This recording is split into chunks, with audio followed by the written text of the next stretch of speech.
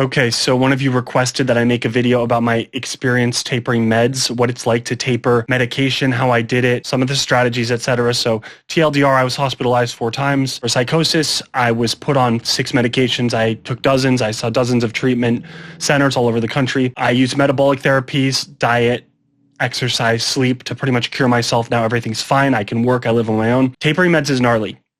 Tapering meds is not easy. It can be horrific. And so I'll share some of the things I've been through, my experience, and also some strategies I've used. Advice, my history. 2019 to 2020, I was on 5 medications at the time. I started cross-tapering Ativan to Valium, a benzodiazepine, to try to get off it because it has a longer half-life, so we thought that would be easier. I was taking Valium 5 times a day in 2020, just to try to even it out, to make it even in my system. I went on a ketogenic diet in 2021, which was the key for me. That was critical, and I was tapering off Valium. I finally got off Valium in 2021. In the spring of 2022, I dropped olanzapine from 5 to 2.5. Over the course of about 3 months, that was challenging. In 2023, I got off lithium, 1400. That was actually an easy one. And then finally, this last year has been dropping my olanzapine from 2.5 to 1.7, as well as dropping a quetch or carbamazepine, which is an anticonvulsant, which has been the worst. Well, benzo and this one, the worst withdrawal experiences I've ever had. TLDR, I've tapered a lot of meds. It's been really hard, and I've done a lot of this. So I know I've been through years of it, and I've developed some strategies about how to make it easier. It's not going to be easy. Okay, advice. God, I don't like giving advice.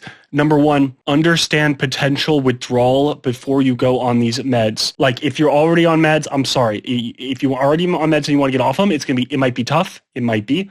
I'm sorry, you're where you are. If you're not on these meds yet, understand. People go on SSRIs and antipsychotics and these medications. When they try to get off them, many people, and I've heard this story anecdotally, I've seen it many times, have horrific withdrawal that's much worse than any of the original symptoms that they had. People have horrific withdrawal when they come off these meds. And of course, the doctors don't tell us that. So if you're not on any of these meds yet and you're thinking about it, just keep that in mind. Keep that in mind that if you go on an SSRI and you try to come off it, you might have debilitating withdrawal. Doctors don't tell us that because doctors don't deprescribe. I can talk more about that later, but yeah, that's the unfortunate reality. Number 2, if you can get stable before you taper, that's good. So ideally you would be on meds, you would start keto, and you would figure it out. So you would figure out all these strategies: sleep, diet, exercise. Just get stable on a ketogenic diet before you start to taper meds. I think that's important, just to be at some baseline, because dropping the meds can mess with your mood, bro. It can change things. I mean, that's changing the chemistry of what's going on in your body a lot. So if possible, just get stable before you do it. Okay.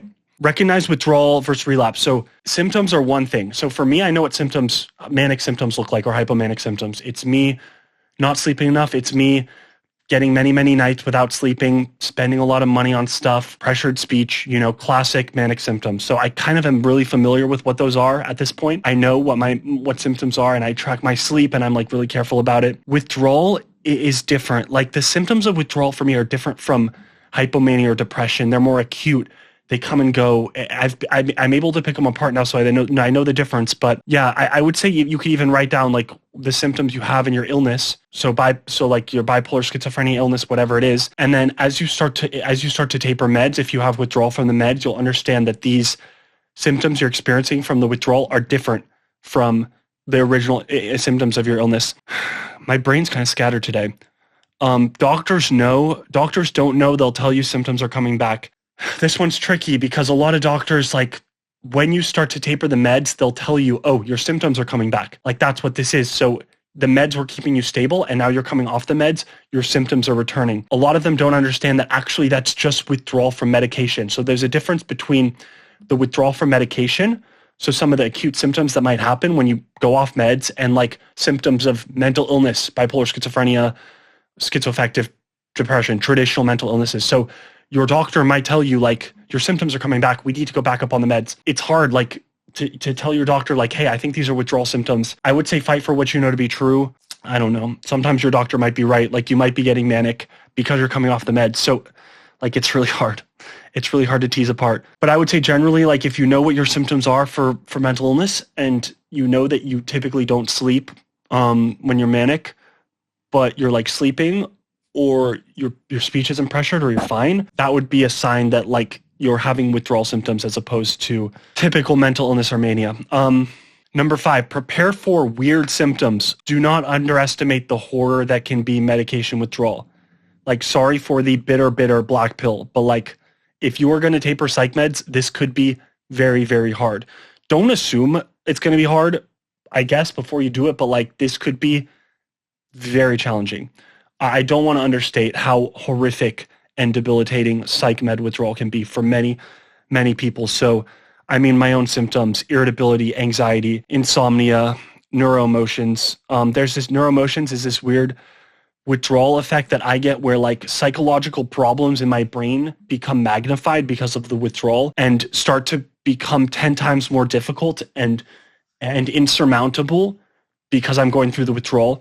So it just amplifies my perception of how difficult psychological problems in my life seem. That's a weird one. And like, I thought it was only me, but I finally read about it on X that someone else was getting this neuroemotions thing. You might have insomnia. Like, it can be really, really bad. So just prepare, and like, it might be really, really hard. Do all the good stuff. So keto diet, exercise, good sleep, no drugs or nicotine. That's all like beyond important. I think just keeping as many variables as consistent as possible during the taper is important, just like lifestyle variables, just to identify, like, is it actually the withdrawal that's causing me? And that's even been part of my own journey in the last year, is like keeping my diet consistent, keeping the sleep good. I've even realized that, like, my mom was talking to some psychiatrist about this the other day, that actually eating extensive amounts of protein can suck the anticonvulsant medication away from my brain and make it more difficult to taper. And so like, I started eating moderate protein, and that seemed to help a lot. It's still kind of unclear for me, but what is exactly causing what? But like, keeping as much stuff as consistent as possible during the taper is huge. This is kind of a tricky like video to make, because like, this has just been so hard on me the last year. Okay. Taper strategies. Yeah. Taper slowly, especially if it's a new medication that you have not tapered before. Like, I always taper slowly, especially at the beginning. Like, just the first dose should be low drop. Just watch out for any like difficult, weird symptoms coming up. Drop it a tiny bit, get stable, like wait enough time to ensure that there are no weird withdrawal symptoms coming up, and then taper again after that. Taper even more slowly towards the end. So the end of the taper can be more difficult, because like, this is when you have the last little bits of the medication in your system. So that is where the taper should be at its slowest. And then the last thing I'll say about this is taper by percentage. So dropping from a 50 milligram dose to a 45 milligram dose is a 10% drop. Dropping from a 1 milligram dose to a 0.9 milligram dose is a 10% drop. So even though the former drop is 5 milligrams and the latter is 0.1 milligrams, they're both 5% relative to the original amount, or 10% relative to the original amount. So I think thinking about tapering medication in terms of the percentage of total medication in my system that I'm tapering, rather than like the total actual net amount of medication, is useful. A 1 milligram drop off a 50 milligram dose is only 2 milligrams. A 1 milligram dose off a 2 milligram dose is 50%. So just to think about things a little bit differently, thinking about how the same total medication drop in terms of amount of medication can be a different total percentile change from the drop, depending on where you're at and how much total medication you're taking. Okay, I can explain that more if necessary. Watch it a couple times. And then go back up if you need to. Like, if I had to do this recently with my Equetro drop, where like, I've had 7 months of just debilitating insomnia, irritability, neuroemotions, weirdness, just crazy symptoms from this Equetro carbamazepine taper, because we went too fast without trying to drop a tiny bit first off the original dose. Like, this is something I just learned this year. So I had to go back up a tiny bit. Like, I had to go back up a little bit, and that seemed to help a lot as well recently. Have a higher purpose. Yeah, bro. Have a reason to get through it. I mean, you got to have something to get you through. You got to have a why. Like, you've got to have a reason to power through, because it could be gnarly, especially if you're on like 4 or 5 psych meds. Get off all this shit, bro. 6-year journey for me. I'm going to be off them at some point, and I'm probably taking like 1/20th, 1/30th of the medication total amount I was taking like 5 years ago. it has been hard. Life is good. Like it comes and goes, but like it's been really hard.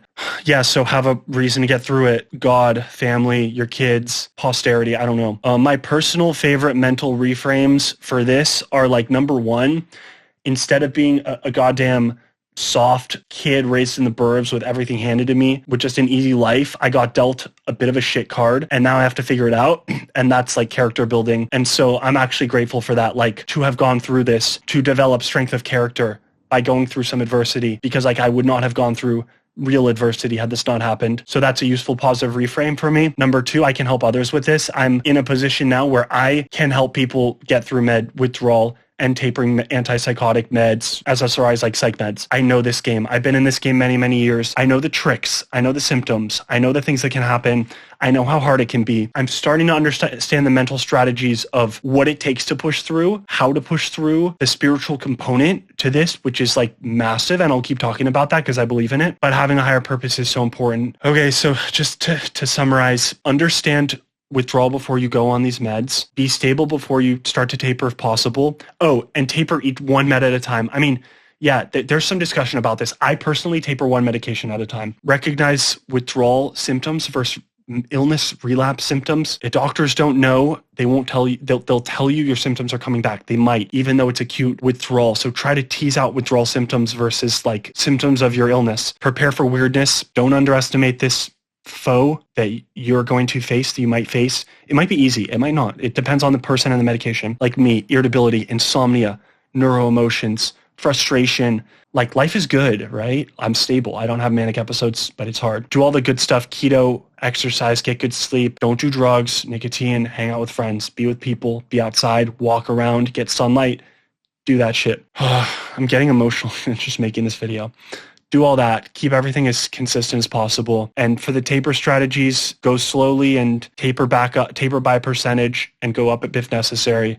Go slower towards the end and then have a higher purpose. Have a reason to get through it and do one med at a time. So yeah, I mean, there's a bigger story here with my journey. Like my journey tapering meds, I'm so fortunate I found ketogenic diet, metabolic therapies that I'm able to do this and get off meds, be able to do this safely. Like watch for symptoms when you're tapering. Like they might come back, even if you're doing keto, like this has happened for me. I'm lucky to have been able to do this with minimal hypomania and like continue to work, have a great job, great relationships, friendships, good sleep, be able to read books and do good things and be outside and not go crazy spending money and just be responsible and take care of all my affairs. And like, that's good. But it hasn't been easy. So yeah, more vids on the way, guys. I mean, I'm in a mood because like this has been on and off for a few months. I had a little bit of withdrawal this morning. It's been on and off, right? It's not easy, but I think it's important to share the tough stuff, just so you guys know, like this is real. Like this is still for me. I still deal with this shit, right? Even like 4 years into keto, 6 years into tapering, like I'm still trying to get off them. It's kind of sick that they didn't tell me like I was going to spend years of my life having to do this. No one told me that this was going to be so hard. And now I'm just on these meds and I got to deal with it. Anyways, peace.